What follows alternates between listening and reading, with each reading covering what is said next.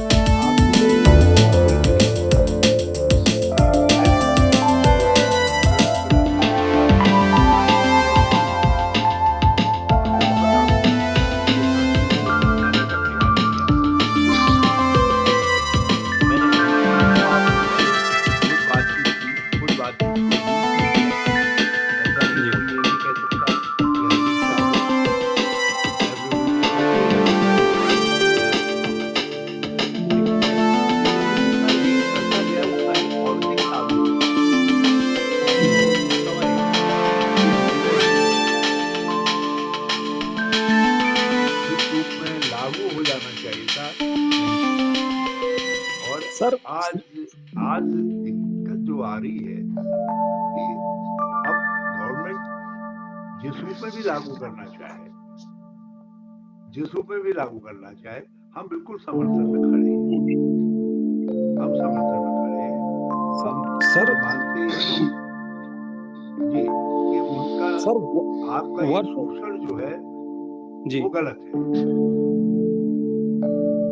Sir मेरा आपसे सवाल है, जी जो वर्ष 2016 में आपकी सरकार द्वारा उपनल संविदा कर्मचारियों की पीड़ा को समझते हुए एक सुरक्षित भविष्य के लिए रास्ता निकालने की कोशिश की गई थी सर, उसमें आपको क्या लगता है कि सरकार ने पैरवी हाईकोर्ट में ठीक ढंग से नहीं की, जो मामला खारिज हो गया, या उसमें कुछ खामियां थी सर, जो 7 साल का आपने शासनादेश जारी किया था? जो राज्य सरकार थी, देखिए हमारे समय में भी जो अधिकारी थे वो नहीं चाहते थे, क्योंकि एक वर्ग जो है विस्फोरित करता था कि साहब इन्हीं से हम काम लेते हैं, और ये भी यदि सरकारी हो गए तो फिर काम लेने वाले काम लेना कठिन हो जाएगा, और किस किस को करेंगे, बहुत सारे फाइनेंस के बहुत सारे सवाल उठाते थे। हमने इसलिए बहुत लॉजिकल तरीके से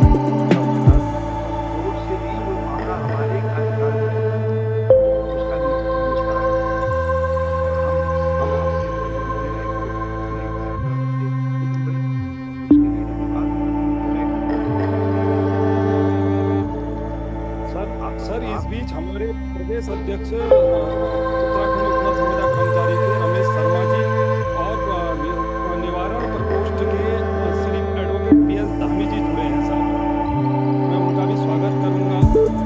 जी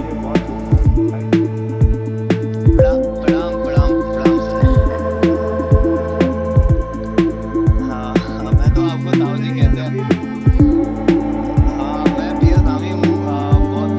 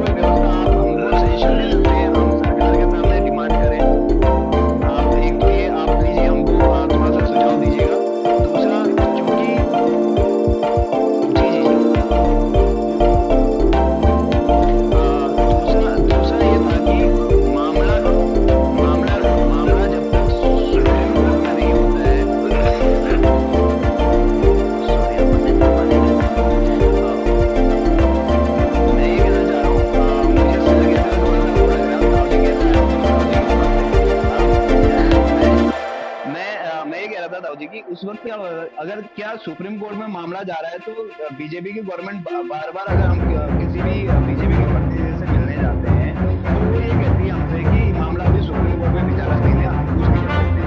इस टेक्निकल पॉइंट पर मेरी दृष्टि से कि अगर सरकार है तो उस सुप्रीम कोर्ट के पीएलआई को अपना वापस लेके है ना उसको समाधान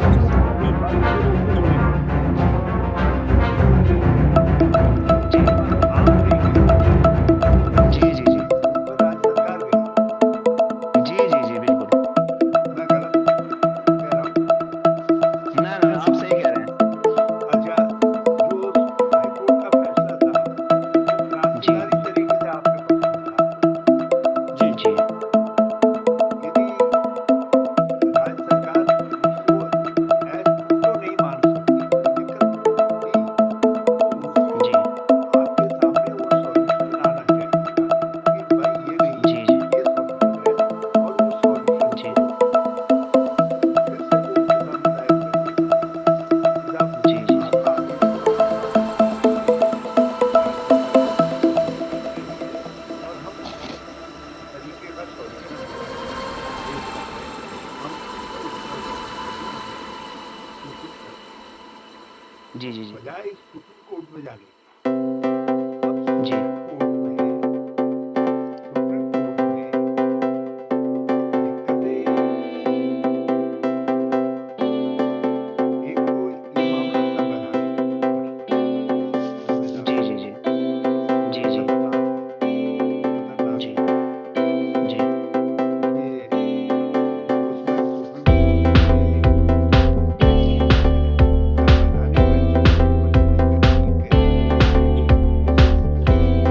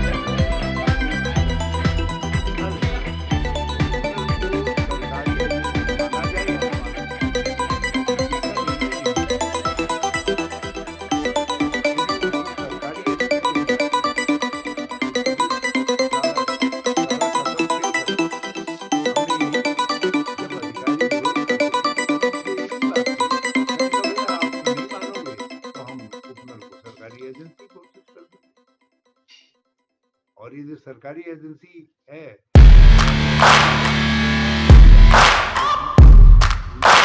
अब अधिकार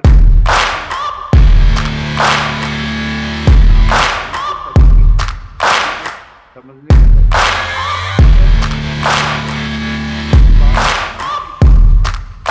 बात में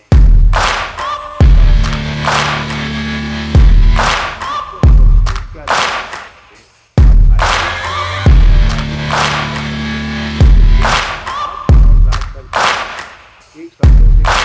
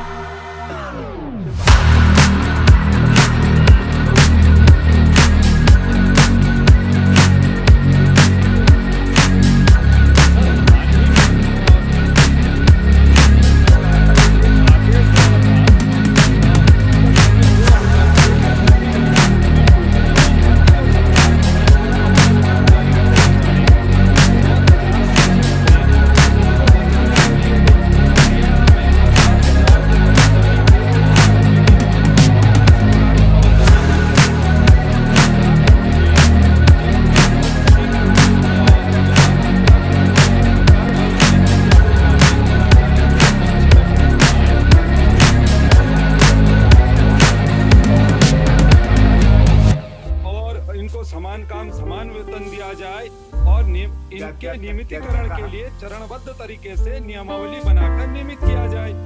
तो उसके बाद भी सरकार उस एक बिंदु को भी लागू न करते हुए सर्वोच्च न्यायालय में चली जाती है। तो सर, कर्मचारी, उपनल का जो कर्मचारी है अपने को ठगा हुआ महसूस करता है। क्या यह मार्क्स के अलगाव का सिद्धांत तो नहीं होगा? नहीं, ये राज्य सरकार का निर्णय बिल्कुल अनुचित है। और मेरा अपना मानना है कि राज्य सरकार को फौरन ये कहना चाहिए था, यदि उनको समान वेतन समान वाले में कोई दिक्कत थी तो कहते हुए जो रेगुलर होते जाओगे आपको करते जाएंगे और चरणबद्ध तरीके से आपको रेगुलर करेंगे, और वो आपको मान लेना चाहिए। यदि मान लिया राज्य सरकार आपको 3 इशू में रेगुलर करने की बात करती तो आपको मान लेना। मैं अध्यक्ष जी से कहूंगा कि वह बल्कि पूर्व उस मुख्यमंत्री से अपनी बात रखें। समय मैंने आपके पक्ष से दिया था, मैंने कहा था कि जो है फाइनेंस कमीशन आ रहा है, आप उसको रेगुलर कर दो, और ताकि फाइनेंस कमीशन के सामने राज्य सरकार ये कह सके कि भाई इनका वेतन भार का वो जो है हमारे ऊपर है, और हम अपने उसमें मांग करके उससे केस कर पाते। हिमाचल गवर्नमेंट ने ये किया था और उन्होंने उसका फायदा उठाया था। मैं चाहता था कि हमारी सरकार भी ये सब उसका फायदा उठाए, और सच्चाई ये है यदि मेरी सरकार के वक्त में ये स्थिति आई होती तो मैं उसको फौरन लपक करके मान लेता, और मैं हो सकता है मैं 1 गो में ही रेगुलराइज कर देता। मैं कहता कि मुझे फाइनेंस कमीशन के सामने मैंने उस वक्त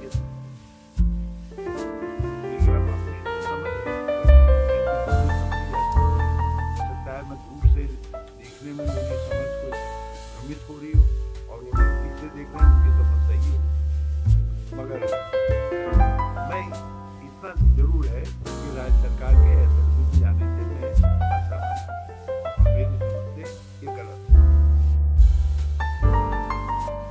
सर, अध्यक्ष जी कुछ कहना चाहेंगे सर? ये सर माता सर नमस्कार।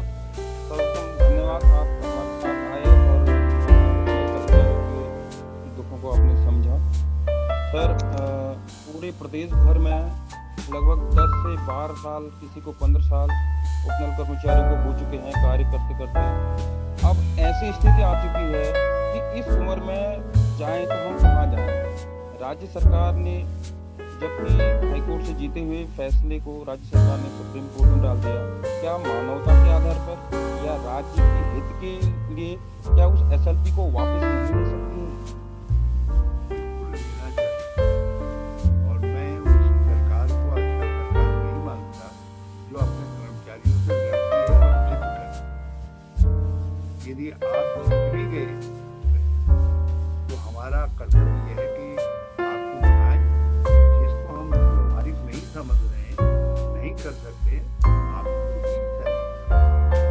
और बजाय इसके कि हम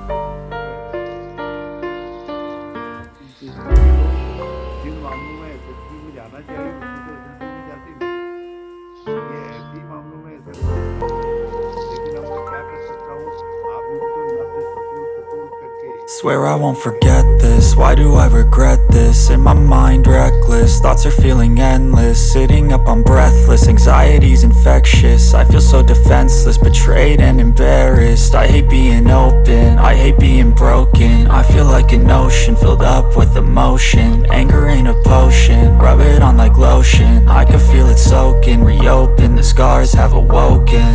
I can't move on till I let go. I feel so lost, never at home.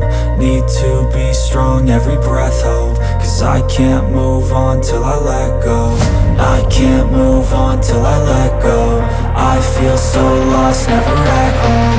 Need to be strong, every breath hold. Cause I can't move on till I let go.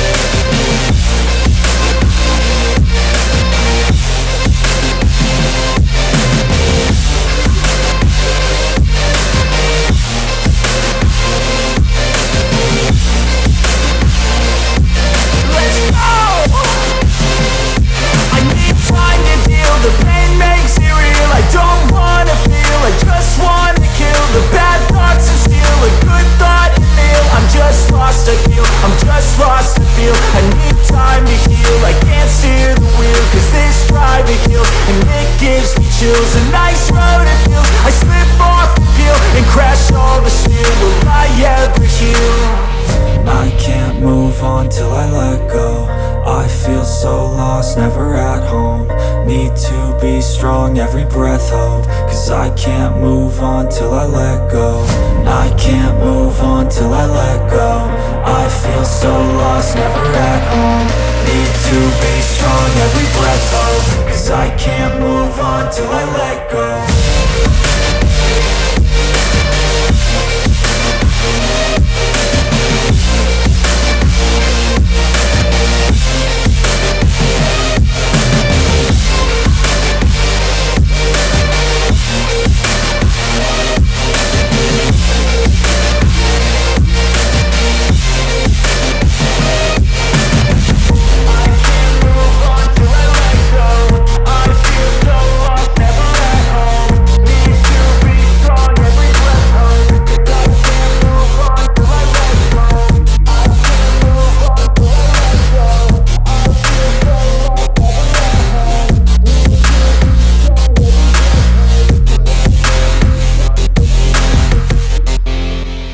वो भी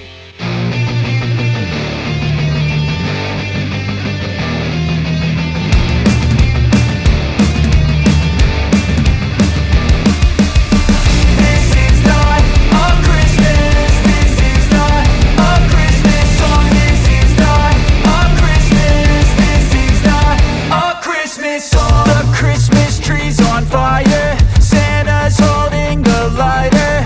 My parents are both liars. I got gifts but one subscribers. Thanks for the candy basket. Oh, got another jacket. My stocking's filled with acid. Am I dreaming? What just happened? This is not a Christmas. This is not a Christmas song. This is not a Christmas. This is not a Christmas song. This is not a Christmas. This is not a Christmas song. This is not a Christmas. This is not a Christmas song. My neighbors compete to see who can put up more blinding lights. The kids all wish away the month cause they want presents in sight. This year had me so mad. I've been bad, got coal that is sitting under my tree. I think that my Christmas has died. This is not a Christmas. This is not a Christmas song. This is not a Christmas. This is not a Christmas song. This is not a Christmas. This is not a Christmas song. This is not a Christmas. This is not a Christmas song. When I was just a boy, Christmas brought so much joy. Couldn't wait for the presents and laughter. I couldn't sleep late at night, looking for Santa with lights. Those are the memories I still remember. Then I became a man, lost sight of who I am. But right in front of me was the answer. Cause on Christmas I feel joy, and I turn back to a boy. The answer is to stay young forever.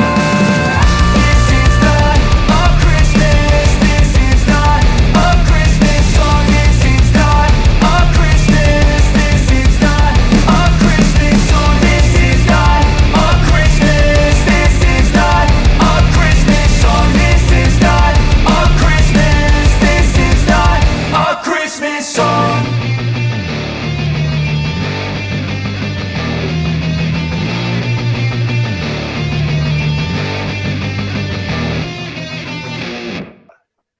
तो हम आगे और दृढ़ता से निर्णय करें। लेकिन मैं इस बात को शुरू में ही मैंने इसलिए नहीं कहा क्योंकि मैं कहता तो लोग कहते चुनाव, क्योंकि आजकल जी भाजपा के जो मीडिया पहलवान हैं वो मेरे पीछे जो है दो चीजें बहुत कहते हैं। एक तो ये कहते हैं कि साहब वो एक मेरी टोपी दिखाते हैं जिसमें मैंने कहीं एक मजार में जाकर के मैं सम्मान प्रकट करने के लिए एक टोपी पहने हुए हूँ। तो टोपी पहनने से हिंदू और मुसलमान बनाने वाले लोग, तो ऐसे लोग जो है जो एक झूठ प्रचारित कर रखा है कि हरीश रावत ने कहा कि आदेश कर दिया ताकि सर। जुम्मे की जुम्मे की नमाज पढ़ने के दिन जुम्मे को छुट्टी होगी। कहाँ है वो छुट्टी, कहाँ है वो आदेश?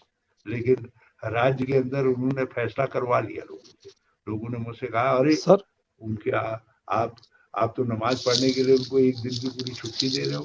तो ये जो चीजें हैं वो, अब वो लोग बाघ को शेर बना देते हैं, शेर को कुत्ता बना देते हैं। तो उनमें उनके पास सब संभव है।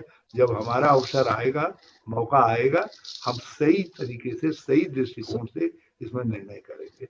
और सर मैं समझता हूँ कोविड काल में 200 से अधिक कर्मचारियों को बाहर कर दिया है सर, और वो कर्मचारी निरंतर गुहार लगा रहे हैं। पूर्व में आपकी सरकार द्वारा एक आदेश किया था कि अकारण किसी भी उपनल कर्मचारी को सेवा से बाहर न किया जाए। विगत 10 अगस्त को भी वर्तमान सरकार द्वारा भी वही आदेश किया जा गया है, लेकिन उसका पालन नहीं किया जा रहा है।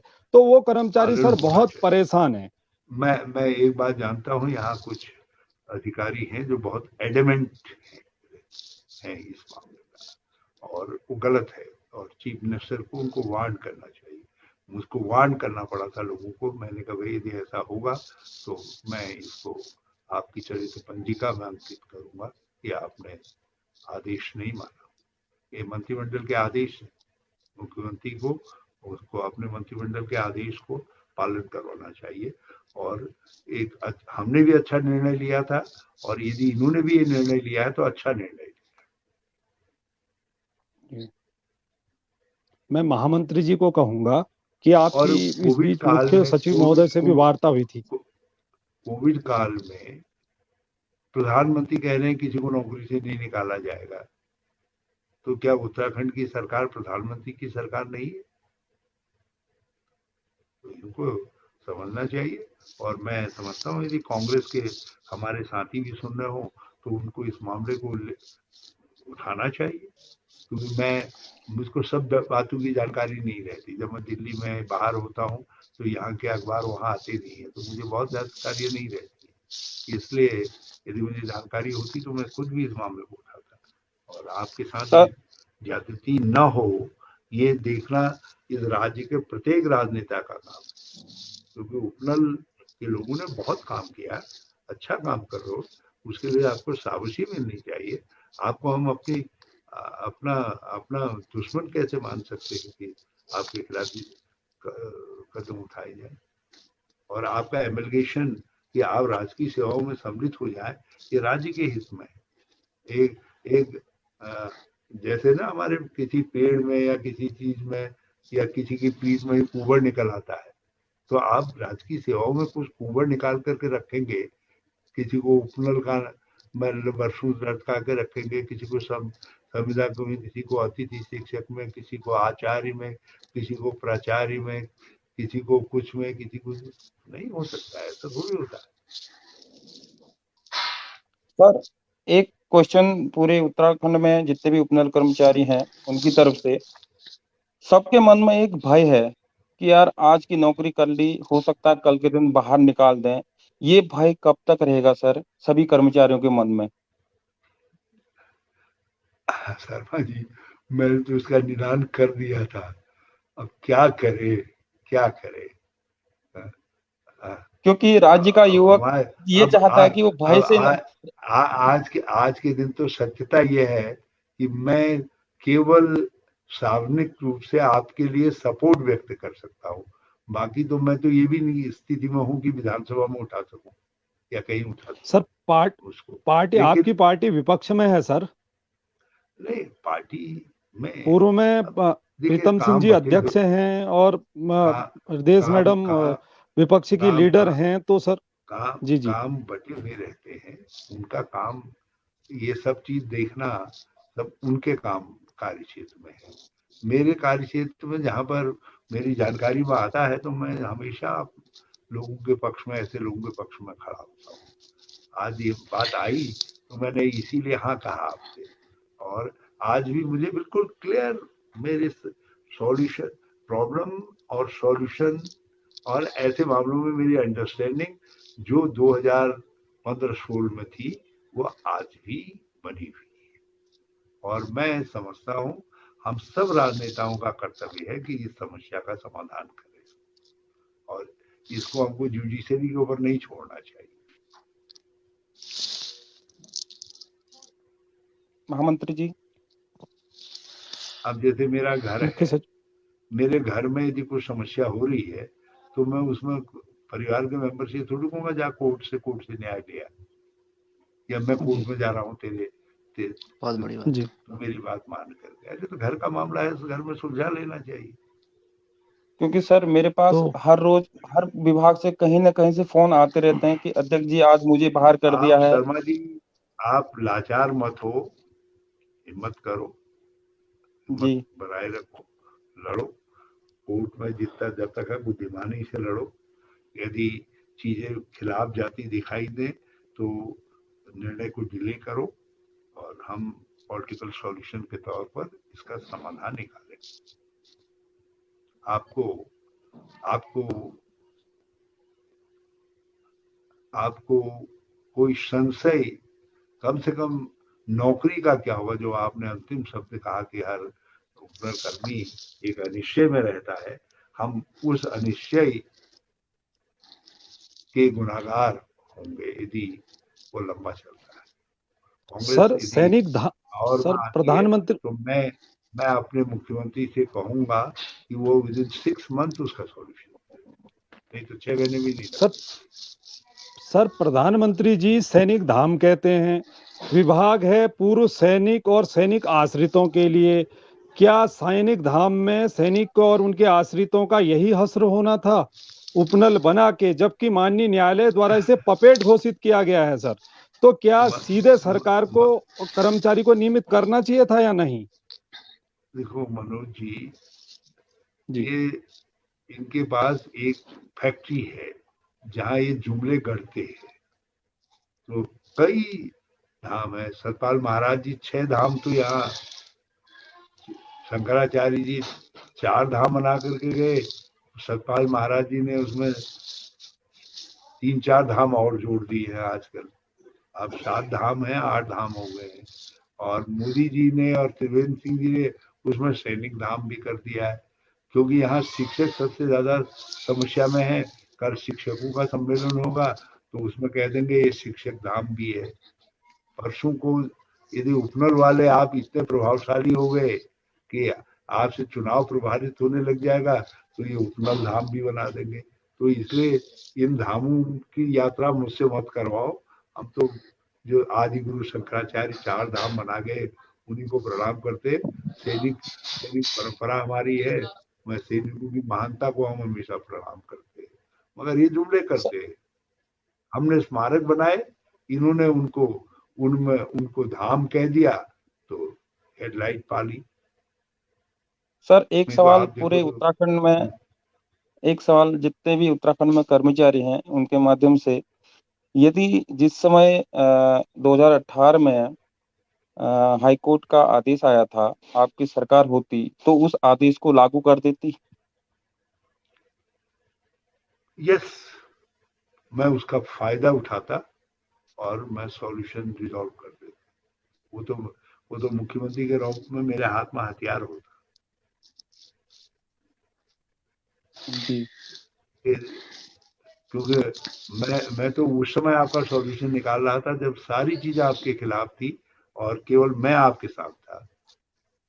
हमारे सारी ब्यूरोक्रेसी आपके खिलाफ थी, मैं उसके बीच से आपका सॉल्यूशन निकाल करके। परसों के एक पेपर में देख रहा था गड़गुडी जी ना कि ये जो रोडवेज बसेस में हमारे साथ वाले हैं उनको ताऊ जी ये रख तो रहे हैं, लेकिन अब वो उनका प्रोत्साहन भत्ता उनको हटा देंगे और जो नया मानक हो रहा है, नए मानक से जो हमको सैलरी मिलेगी उसके हिसाब से चलेगा। तो इसका मतलब तो ये है कि अब धीरे धीरे ये जो आपने जो प्रोत्साहन भत्ता वाली प्रोसेस हम लोगों के लिए शुरू की थी ये भी हमारे लिए गायब कर देंगे। राज्य सरकार के सारे कर्मचारियों को दीपावली का बोनस मिलता है, हमारा डिमोशन हो रहा है। मैंने है ना? आपसे तब भी कहा था, हमने तो दीपावली का भी दिया, मैंने तब भी आपसे कहा था कि ये जो आपको प्रोत्साहन बोनस है ये एक टेम्परेरी फेज है, जब तक वो नहीं होता कम से कम खाने को इतना पैसा तो मिले और वो जो काट कूट देते थे, सब कर देते थे, मैं तो उससे बहुत ही डिस्टर्ब था जो उन जानकारियों से। तो इसलिए हमने उसको शुरू किया था। हमने उसको कभी सॉल्यूशन नहीं माना। सॉल्यूशन तो केवल एक ही है कि उपनल का नियमितीकरण होना चाहिए। आगे के लिए उपनल को जो है किस रूप में रखना है, उसमें राज्य को विचार करना चाहिए। ताऊ जी एक क्वेश्चन पूछ रहा हूँ ना मैं आपसे, एक क्वेश्चन पूछ रहा हूँ। आपने 2017 से पहले हिल्ट्रॉन को सरकारी संस्था घोषित कर दी, उनके सारे कर्मचारियों को आपने अन्य विभागों में वो कर दिया था, मर्ज कर दिया था। क्या आपके पास ये विकल्प हो सकता है कि कल के दिन अगर आपकी सरकार बनती है तो क्या आप ऐसे हमको, अगर उपनल को या तो पहले आप सरकारी संस्था घोषित करिएगा, नहीं तो क्या ऐसा कोई विकल्प हो सकता है कि क्या हम लोगों को आप सरकारी विभागों में मर्ज कर पाए? क्योंकि सॉल्यूशन क्या है, सुप्रीम कोर्ट का सॉल्यूशन तो कुछ नहीं जाना जा सकता है, इसमें क्या कहेंगे आप? एक और एक आध और संस्थाएं थी, असल में दिक्कत क्या थी, उपनल का जो गठन हुआ है वो गठन एक जिस एक्ट के तहत हुआ है उसके तहत आपको सरकारी कर्मचारी के तौर पर लेने के लिए हमको एफरेस जो सरकारी कर्मचारियों की प्रक्रिया है भर्ती की वो लागू करनी पड़ेगी, क्योंकि वो एक गवर्नमेंट ने जिस समय उसको बनाया एक कॉमर्शियल संस्था के रूप में कर दिया। क्या आप वन टाइम सेटलमेंट का क्या कोई रास्ता उठने के लिए नहीं निकल सकता है? क्योंकि इसमें 42 साल से 45 साल से 50 साल से जो काम कर रहे हैं, क्योंकि उस उम्र में पहुंच गए हैं, क्या सरकार वन टाइम सेटलमेंट का रिलैक्सेशन नहीं दे सकती? क्या सरकार के पास अधिकार नहीं है ताऊ जी? नहीं, मैं देखो सर, नौकरियों के मामले में सरकार को संविधान के प्रोविजंस के अनुसार ही काम करना पड़ता है। लेकिन मैं एक बात जानता हूं, मैंने कहा कि जैसे ही हाईकोर्ट का निर्णय आया था मैं उसको अपने लिए एक हथियार वरदान मान करके मैं आपकी समस्या का समाधान और बेहतर कर। लेकिन अब वो तो कल्पना की बातें हैं। मैं आज ये कल्पना करूं कि मैं मुख्यमंत्री होता, मैं सोने से मर देता हूं उत्तराखंड को, तो उसका कोई अर्थ नहीं है। तो मैं जो बात आपसे कह रहा हूं उसका कोई अर्थ नहीं है। आज मैं एक कॉमन सिटीजन, एक भूतपूर्व मुख्यमंत्री हूँ और एक पराजित राजनीतिक नेता हूँ जिसको आप वो बात नहीं जानते। मेरी पार्टी नहीं ऐसा नहीं है ताऊ जी, आप जो हैं वो अपनी जगह बहुत सही हैं। और वो मुझसे सभाओं में कहते हैं कि 70 में से 70 की विधानसभा में 11 क्यों आ गए, दो जगह से क्यों चुनाव हार गए, तो इसका मतलब है तुमने कुछ ऐसे पाप किए हैं तब तुम हारे हो, तब हमारी पार्टी को इस हालत में ले आए। तो आज तो मैं वही हूँ ना, जो आज हूँ वो ये जो मैंने अभी उस समय में जो था वो मैंने आपके लिए भरपूर कर अपनी क्षमता भर किया आपके लिए। और अंशकालिक सर मेरा एक सवाल है जी मेरा ये सवाल है सर, 2016 में न्यायालय का एक आदेश आया था कि उपनल से सिर्फ पूर्व सैनिकों को ही रखा जाए। उसके बाद आपके द्वारा भी शासनादेश किया गया कि पूर्व सैनिक और आश्रितों को ही नियुक्त किया जाए। लेकिन वर्तमान सरकार द्वारा कोर्ट के आदेश होने के बाद, पुराना शासनादेश होने के बाद पुनः एक बार सभी के लिए उपनल खोल दिया है। देखिए क्या यह उचित है सर? मैंने उनके इस निर्णय का स्वागत किया है, इसलिए किया है कि भर्तियां बिल्कुल रुक गई हैं। इन्होंने कोई नौकरी दे दी है। जो लड़के बेरोजगार घूम रहे हैं, यदि उनको नौकरी देने का अंत में इनको उपनली रास्ता दिखाई दे रहा है तो भाई हमने कहा उसको भी हम स्वागत करते हैं, लेकिन नौकरी तो नहीं। लेकिन ताऊ जी एक चीज ये है ना, कल के दिन तो आप अगर कल के दिन आप परमानेंट करने की बात करोगे तो हम तो बाहर हो जाएंगे। क्यों? भाई कल के दिन तो क्या होगा कि अब फिर उपनल में फिर वही बाढ़ आ जाएगी। जैसे हम लोग मिलने में गए थे, यशपाल आर्या जी के उस वक्त मिले थे, तो यशपाल आर्या जी कह रहे थे कि इसमें रिजर्वेशन का क्राइटेरिया नहीं है। अब थोड़ी दिनों बाद क्या होगा कि इसमें उपनल और नॉन उपनल, मतलब कि पूर्व सैनिकों के आश्रित और नॉन पूर्व सैनिकों के आश्रित वाला मामला आएगा। तो ये तो पेचीदा होते जा रहा है ना, इसमें सोल्यूशन कहाँ ढूंढ पा ये रहे तो हैं आप? देखो, देखिए ये शुरुआती में हमने हमने शुरुआती में एक ठोस निर्णय नहीं लिया। इसलिए मैंने आपसे कहा था, जब मैं कहता था आप लोगों से कि मेरे निर्णय को मान जाओ, नहीं तो पछताओगे। हरी मैंने कहा जो ताऊ जी, आपने हरी आपने 70% वेटेज की बात की थी। आप खुद मैं तर्क संगत आप सोचिएगा, 70% वेटेज में तो हमारी आधी से ज्यादा महिलाएं जो 45 साल 50 साल की हो चुकी हैं, वो तो एग्जाम ही नहीं दे पाती। किसने और कहा? एग्जाम देती भी नहीं, एग्जाम तो देती भी पुरानी तो बातें हम धामी जी, कैसे हमने कैसे निकल धामी हमने जी, जाती। धामी जी, पुरानी हमने बातें आपसे छोड़िएगा। हमने हम्म। आपसे डिबेट भटक जो रही है। सॉल्यूशन आपको दिया था, उस सॉल्यूशन के तहत कोई व्यक्ति 5-6 साल के बाद ऐसा नहीं रहता जो रेगुलर नहीं हो गया था। आज आप में से चलिए 75% लोग रेगुलर महासचिव हो महोदय। गए। महामंत्री जी की और अध्यक्ष जी महोदय की इस बीच सर वार्ता हुई थी मुख्य सचिव द्वारा जी, वो बताएंगे कि उसमें उनके द्वारा क्या कहा गया था सर। बताइए बताइए मनोज जी। सर, माननीय विधायक पुष्कर सिंह धामी जी के नेतृत्व में अभी 2 महीना पहले हम उत्तराखंड चीफ सेक्रेटरी महोदय से मिले थे। उनसे हमारी वार्ता हुई थी उपनल कर्मचारियों की विभिन्न समस्याओं के सिलसिले में। तो उन्होंने हमें आश्वासन दिया था कि हम अन्य राज्यों की तरह इस राज्य में भी उपनल कर्मचारियों के नियमितीकरण, समान कार्य समान वेतन के लिए कोई नियमावली बनाते हैं। तो उनको हमने अवगत कराया कि महोदय, जब हाईकोर्ट नैनीताल द्वारा निर्णय दिया गया तो उसको यथावत लागू करिए। वो अपने आप में एक ब्रॉड निर्णय है, अन्य राज्यों की अपेक्षा वो निर्णय उत्तम रहता।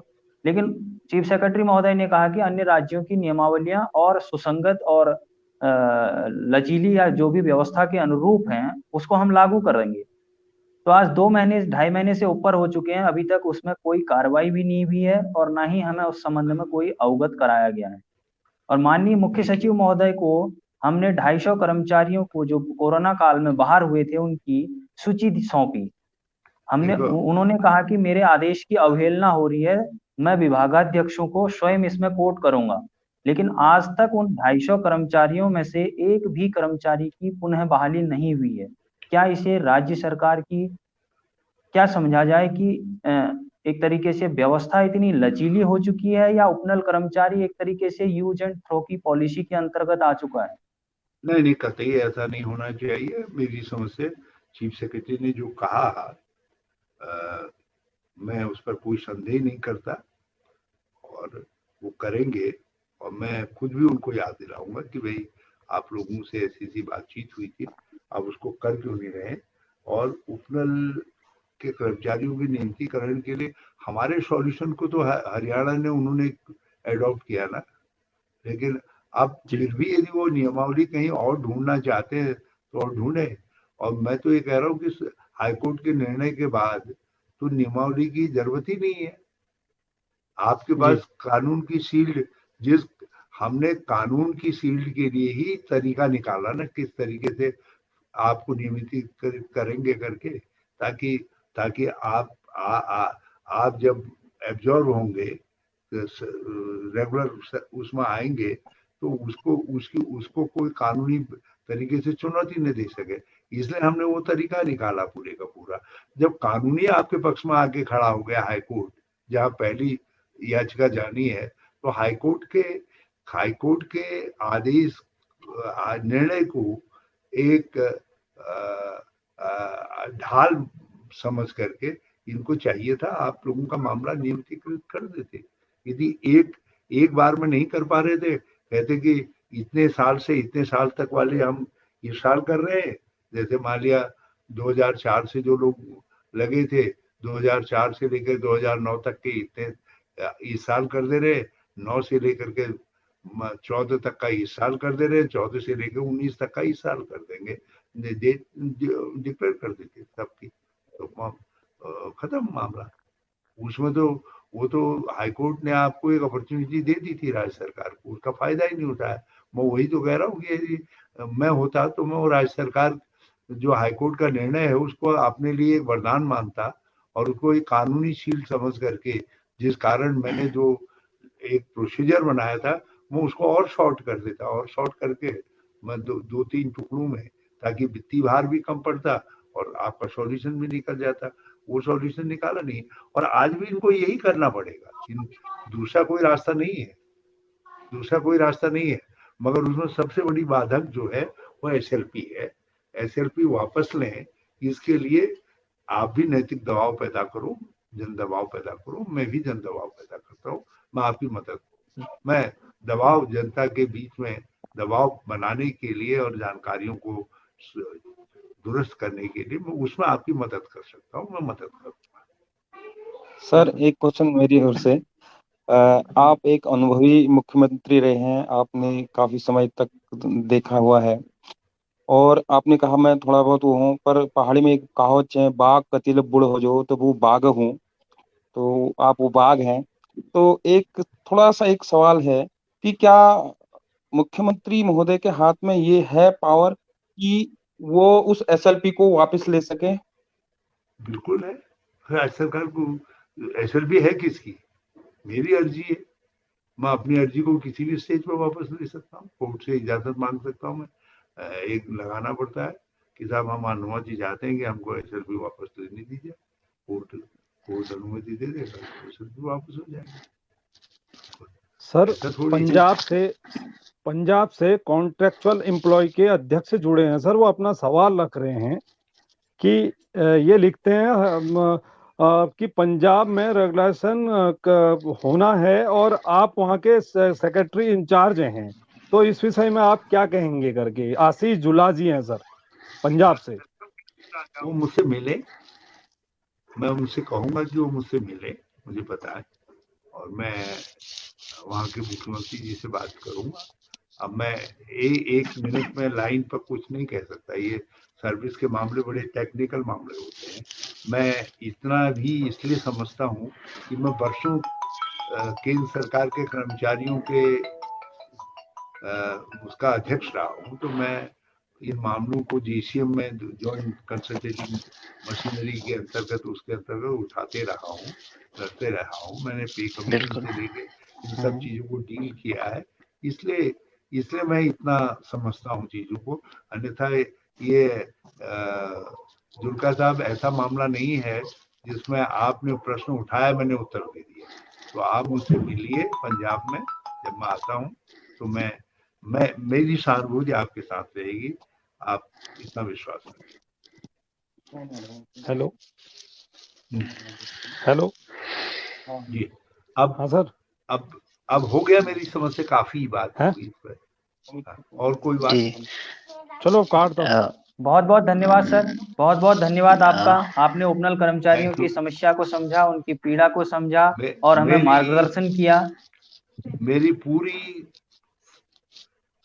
वो आपके साथ है, और आप एक बात अब भी गांठ फाड़ करके सुन लो, 2021 तक इनके हाथ में सॉल्यूशन है, 2022 में हम सॉल्यूशन निकालेंगे, और उस समय हम हाईकोर्ट के निर्णय को भी ध्यान में रखेंगे।